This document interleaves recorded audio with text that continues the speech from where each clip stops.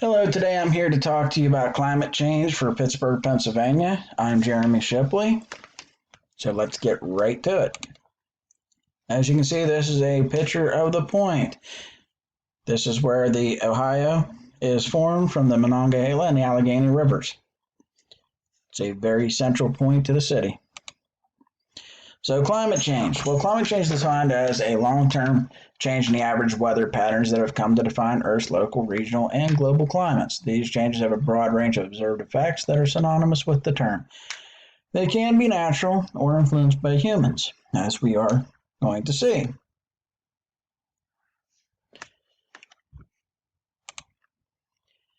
Causes of climate change. There is either natural or even human causes to climate change. A natural cause of climate change, a natural release of greenhouse gases in the atmosphere. Human causes of climate change includes burning of fossil fuels, use of fertilizer, and use of other chemicals that can be released into the atmosphere, including using geoengineering from cloud seeding, even using planes as chemtrails. So when we do a comparison between the two, some of the natural releases of greenhouse gases versus human release of greenhouse gases. Natural releases, volcanic eruptions, they not only release gases, but they also release aerosols, which can help reflect the sun's rays instead of them being absorbed by the atmosphere. Water vapor from evaporation. I mean, that's pretty self-explanatory. As water evaporates and the temperature of the planet goes up, there will be more and more water vapor in the air, thereby helping to increase the temperature even more. Decomposition from plants and animals, that releases everything from carbon dioxide, methane, to other gases and components. And then human release, burning of fossil fuels, like gas, oil, coal, that releases carbon dioxide as the main pollutant and greenhouse gas. And then there's deforestation, which with deforestation, the less trees and less forests that we have, the less carbon dioxide that can actually be pulled from the air, thereby increasing the temperature of the earth as well. And then fertilizer use, especially with using aerosols. As long as they're in the air, they're not the best for us to breathe.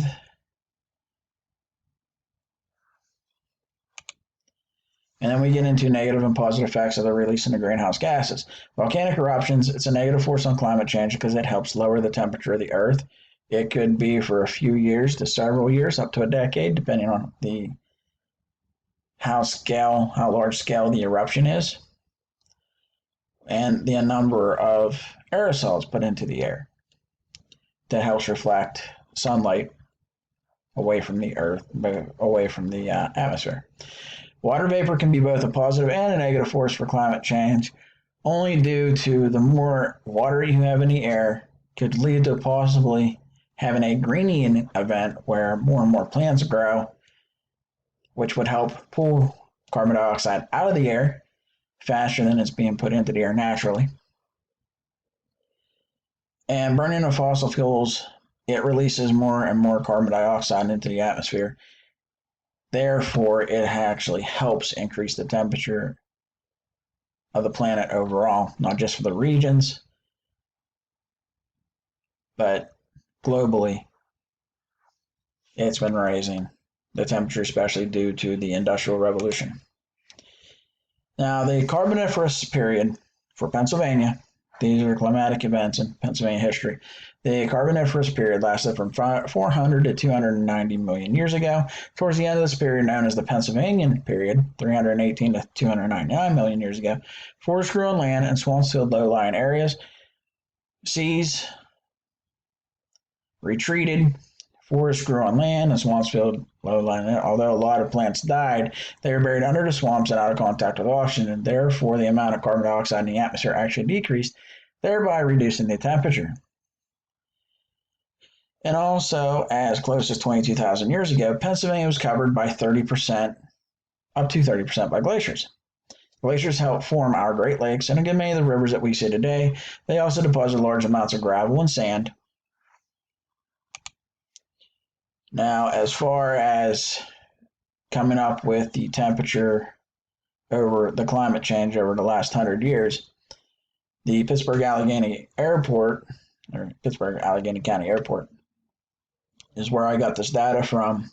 And as you can see, the average temperature since 1970 has increased rather steadily. Now, the area in itself has definitely seen an increase in temperature. I've lived here most of my life. Now, implications of climate change in Pittsburgh. Fracking is a major component to increase methane being released. Fracking is one of the biggest industries in Pennsylvania.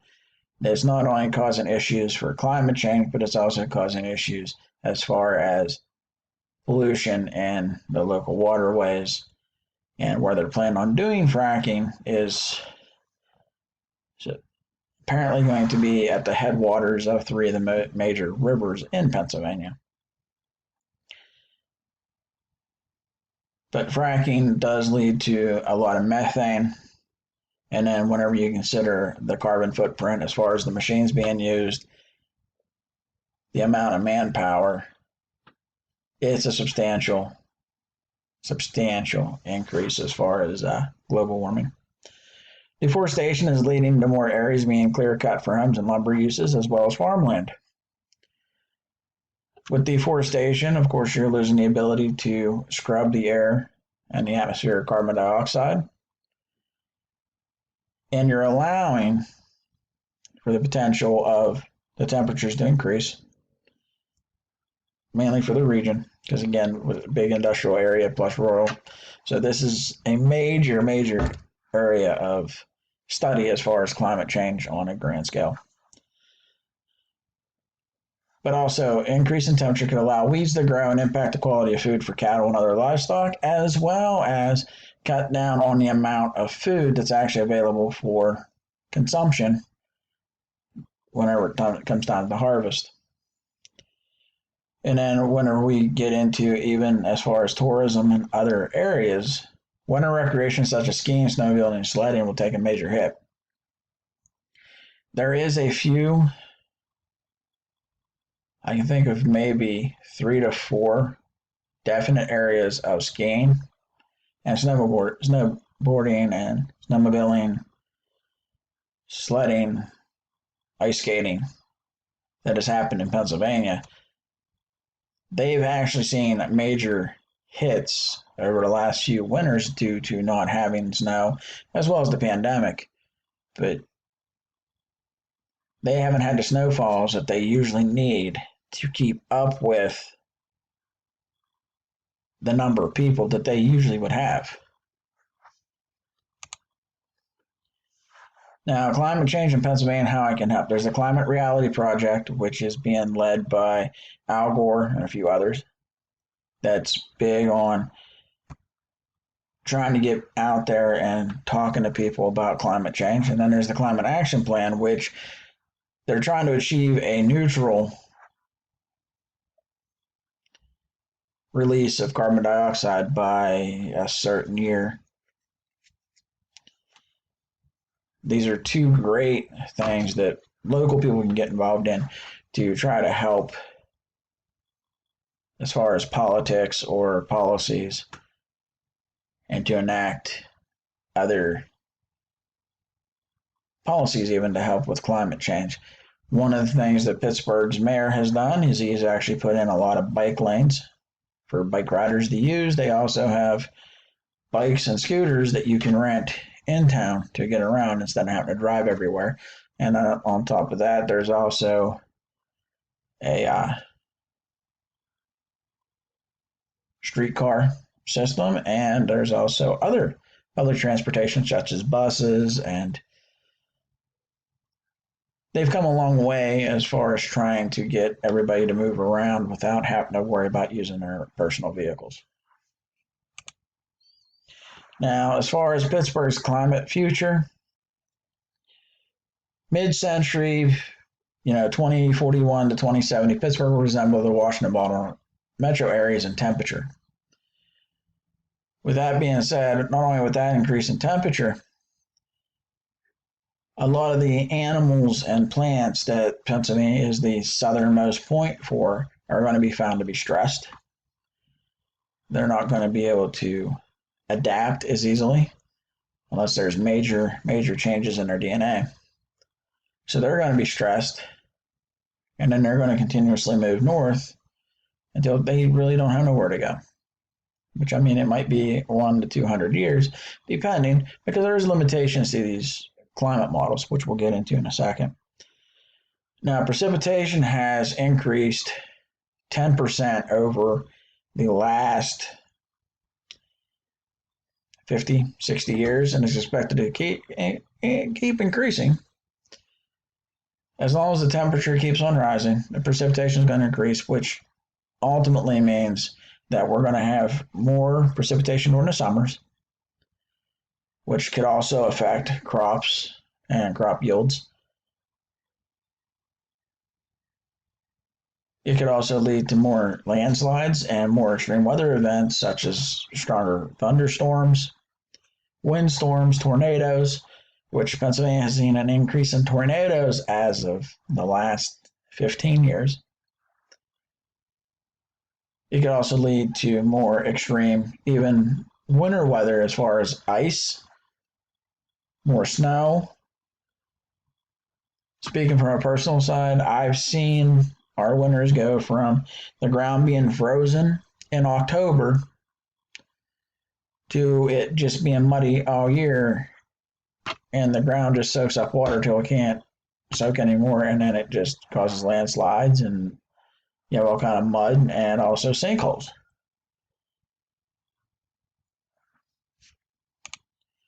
Now, as far as the climate's predictions and limitations, when we look at climate models, weather variability is a big issue because weather changes on so many factors. And like here in PA or in Pennsylvania, I can see at times pretty much all 4 seasons, especially in the spring, early spring. You can see all 4 seasons in a day. It could be cold in the morning. You can end up, temperature goes up, a little bit of rain, fall like, and then it gets into even a little bit warmer in the afternoon. So then you get spring, and then it can be hot right before the sun goes down. So then you have your summer weather, and it could go vice versa.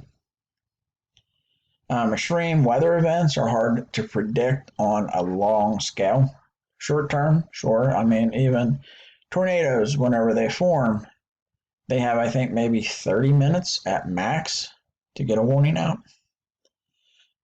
Tornadoes, you have a little bit more time, but that's because tornadoes are over water and it takes more to actually make them work. So this is my presentation. I thank you. Again, as we see regional climate changes with the use of just with the temperature data, we can see that the temperature is increasing. We know the precipitation is increasing because of the data that's provided. With that being said, we know that us as humans have contributed a lot to damaging the climate cycle that the planet has naturally. I don't know if there's any way that we can actually rectify that or even slow it down at this point. Even if we would stop all our greenhouse gas usage tomorrow, there's still, the earth has to be given enough time to rectify the situation herself. I don't believe that humans can actually help make that process any better. And even with all the research and data that we have into geoengineering, I think it's going to be very, very difficult to try to reverse what we've done. And of course, with us trying to